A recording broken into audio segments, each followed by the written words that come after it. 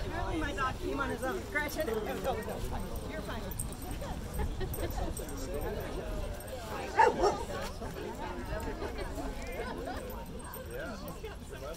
So I can give you all a little background while we're waiting about what happened here. So last year after George Floyd's murder, there was a lot of chatter on Front Porch Forum about maybe we should have some Black Lives Matter flags flown and so forth in Richmond, and there was some back and forth there. And I know Jeff went to the select board meeting and said, I think the community wants to have a conversation about racism. I think the community wants to have a conversation about this. And I think the select board was very, very supportive of that. And so eventually what happened was this group started. Christine Wernicke, who's now the chair, chaired it. And that group has been meeting since then every single Tuesday. It's quite a big commitment people have made. And there's usually about 16 to 20 people who come every single week. So I invite any of you to become members. You don't have to come every week, but it's a very dynamic group. There's been lots accomplished this year. Go to our website, Richmond Racial Equity, just to see some of the things that have been happening in our little town. And the work goes on and on and on. There's so much work to do right here in our little town first, and we can be examples and a beacon to the rest of the town. We have such an amazing select board who cares very much about this issue. So I'm very proud of them, and I think you should be very proud of voting for them. It's a great group of people who want to see justice. So it looks like we have the people we were expecting. Hey, you guys. I knew you were coming. Okay. So let's begin. I had a question before, and I'll just say the answer to that question. So the idea of a flag and a sign on town property was raised. Lawyers were consulted and so forth. Bard came up with a workaround. I think for putting a sign up on town property. It just went up today. Again, Chris Branda made it. It's been vandalized a few times. He's fixed this several times. And now it's on. It went up this morning. And the flag, we couldn't. There was so much demand for Black Lives Matter flags that we went to order one. Lee Diamond went to order one for the town and found out that it was going to be weeks before it would be able to arrive. So the Congregational Church offered their flag. So that's the answer to your question. And you're, I know, a member of the Congregational Church, so I'm proud. They donated they loaned us the flag until this flag came. So Lee Diamond is the one that purchased that, and that's how we have that for today. So. Thank you to the Congregational Church for that. So I'm Denise Noble. I'm a part of Richmond Racial Equity, and got my family here. Hunter Wasser, he's a Skidmore student. He's also part of Richmond Racial Equity, and if you're up on everything, is doing some really cool work. Yeah, more on that soon. And then there's Vaughn, my middle guy. He's a sophomore. He's actually started a student equity committee at MMU, so he's working with a lot of working with people of color, LGBTQ+, group called Saga. Genevieve is our youngest. She's going into 7th grade. She got fairly involved with dealing with the dress code in the middle school and how it is a sexist policy. And then it's my husband, Chris Wasser. Well, the last quote of what we've got here is kind of what we've embraced. So, huge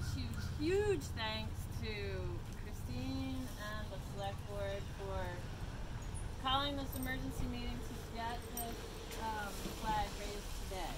And I am assuming a lot of people might know a good amount, but I'm going to just, education is power, right? So, from the Juneteenth.com website, I was reading some of this. I thought it was well written and it makes sense just to let everyone know a little bit more about Juneteenth. Juneteenth is the oldest nationally celebrated commemoration of the ending of slavery in the United States. From its Galveston, Texas origin in 1865, yes, 1865, the observance of June 19th as the African American Emancipation Day has spread across the United States and beyond. Today, Juneteenth commemorates African American freedom and emphasizes education and achievement. It is a day, a week, in some areas a month, marked with celebrations, guest speakers, picnics, and family gatherings. It is a time for reflection and rejoicing. It is a time for assessment, self-improvement, and for planning the future. Its growing popularity signifies a level of maturity and dignity in America long overdue. In cities across the country, people of all races, nationalities, and religions are joining hands to truthfully acknowledge the period in our history that shaped and continues to influence our society today. Sensitized to the conditions and experiences of others, only then can we make significant and lasting improvements in our society. So I do also have the resolution of the town. Can we read that? As far as I know, Or okay. if there's a significant part there. Um, What are we doing in the future? Okay, so in the future, last night the select board adopted a resolution in support of displaying the Black Lives Matter flag and the Black Lives Matter sign for a period of 3 months to begin June 19, 2020. So the select board now intends to amend this resolution to include additional time frames for displaying Black Lives Matter flag and Black Lives Matter sign to show continued support for the Black Lives Matter movement. So now, it is resolved, the town of Richmond shall support the Black Lives Matter movement by displaying a Black Lives Matter flag and a Black Lives Matter sign for a period of 3 months each year to begin June 19th, a date known as Juneteenth. That was adopted yesterday. So yay.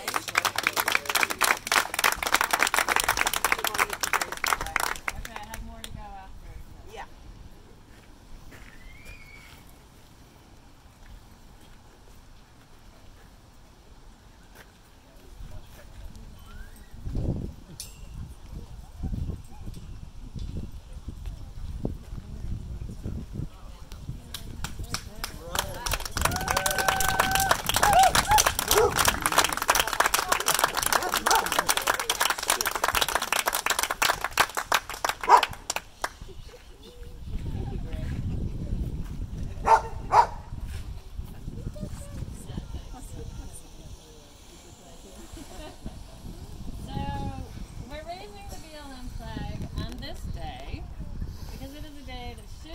Prominently reflected in American history and very importantly in all of our hearts. But the real importance of raising this flag for our community is as a call to action, to continue to stand in solidarity with our Black and brown brothers and sisters and anyone else facing oppression anywhere.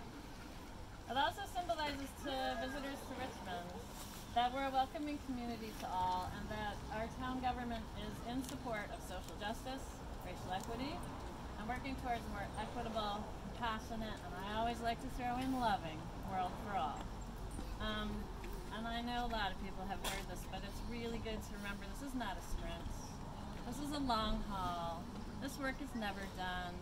We're going to do this the rest of our lives. Our kids are going to do this the rest of their lives. And we just have to keep going. Keep going. You get tired, you get tired. You keep going. You just keep going.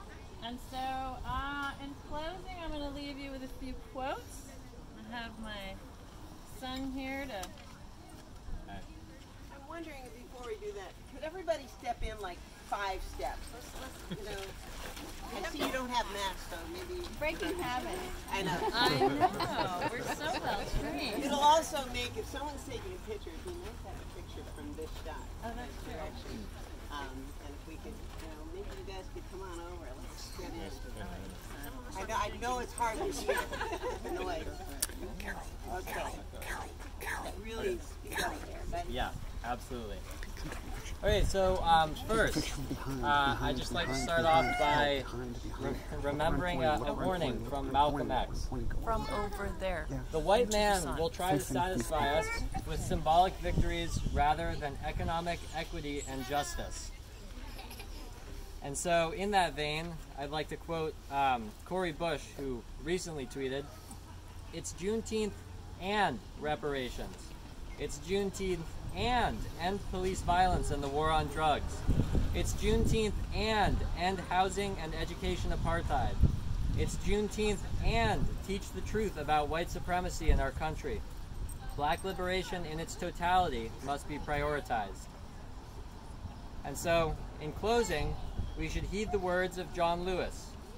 Get in good trouble, necessary trouble, and help redeem the soul of America.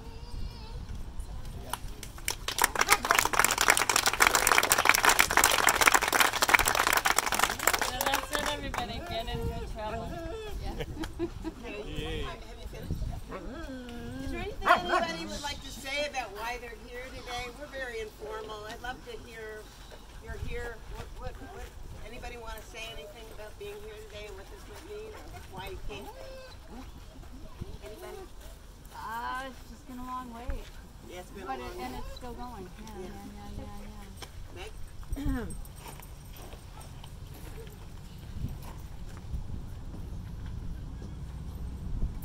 There are many reasons that I'm here.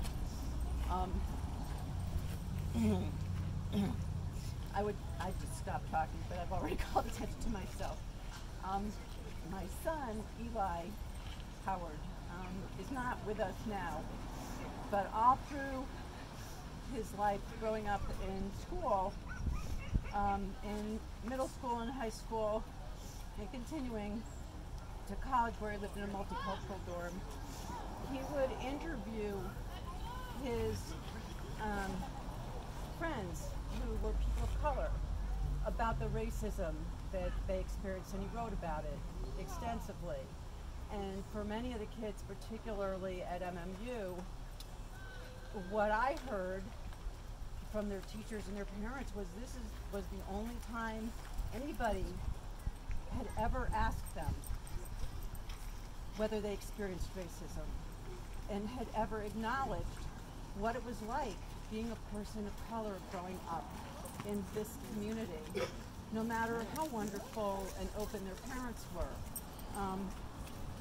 My babysitter, his babysitter,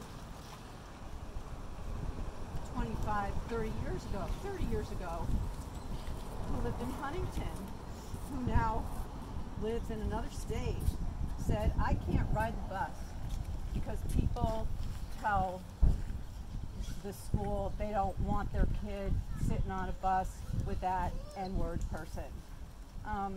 So this is a long time coming, and I don't have the personal experience that those children and their parents had, but I'm here not only for myself, but for my son.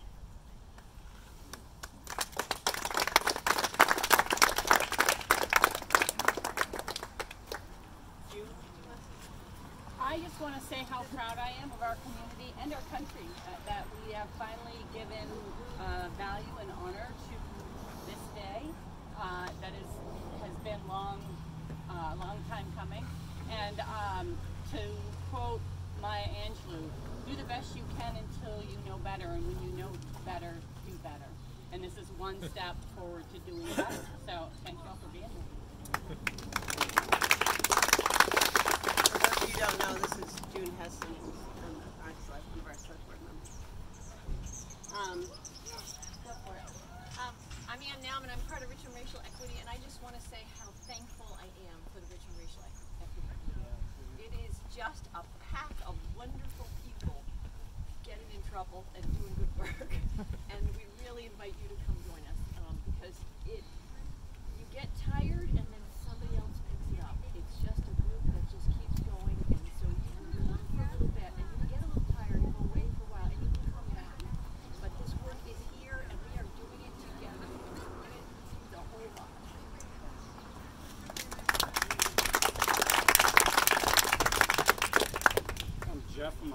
America resident. I want to start by saying I'm inspired by the amount of effort that this community has put into forwarding racial justice, so my hat's off to you for that.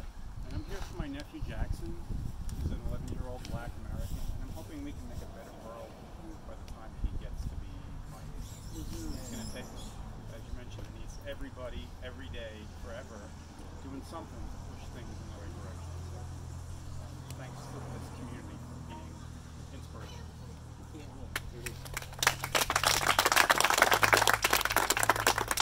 And we're not elitist. I just want you to know that there are people from many other communities who come to our meetings. Please join us if you want to. I just say I think Juneteenth is a milestone, and I think that's a relevant metaphor because a milestone is a marker on a journey that doesn't, in this case, perhaps have a destination. So I say frequently in the work I do, is a journey, not a destination. I'm reminded also of the history of women's rights, which didn't end at a certain date or a certain milestone or a certain event. And I'd say there is a lot of momentum to what I see. There is a statewide and the state government diversity, equity, inclusion task force. My department has one within state government. The Regional Planning Commission is focused on diversity, equity, and inclusion for the first time. The Agency of Transportation is trying to figure out how to include diversity, equity, inclusion in their scoring of transportation projects. So for me, it's not just the idea, but it's the practice. What do we put in place for policies and practices that actually make a difference? Thank you. For those that don't know, this is Bill. He's also on our board. Thanks, Bart. Thanks, Bart. Just to piggyback on what you just said, our you know, as we say, the efforts continue to move on, and Monday, our town staff, including our police, will begin a series of 3 workshops put on by the National Leagues of Cities and Towns on diversity, equity, and inclusion. And you know, we're very excited that the select board put in training monies for training and for overtime and so forth. So we really have the resources, and we need to find out what we're going to do with all those. Anyone else? Well, then I love being the closer. And I have a teacher voice. I used to be a teacher in another life. So, can everybody hear me? Yeah. I hear you, John, trying to hear back there. So if you can hear me, then we're okay. I'm a big fan of James Baldwin, and I was looking for a quote yesterday that I remember seeing him. I'm pretty sure it was on a Dick Cavett interview, where he talks about that none of us will find peace and justice until all of us do. Our souls cannot be free until there's justice in our world. And we can hide, but that's the truth for all of us. So it's another motivation for white folks to get on board. But here's a couple of quotes from him that I really appreciate. Not everything that is faced can be changed, but nothing can be changed until it is faced. And I think that's where we're about. I imagine one of the reasons people cling to their hates so stubbornly is because the sense, once hate is gone, they will be forced to deal with pain. And finally, to leave you, love takes off the mask that we fear. We cannot live and know what we cannot live within. So, love is always the answer. John Lennon knew. Amen to that.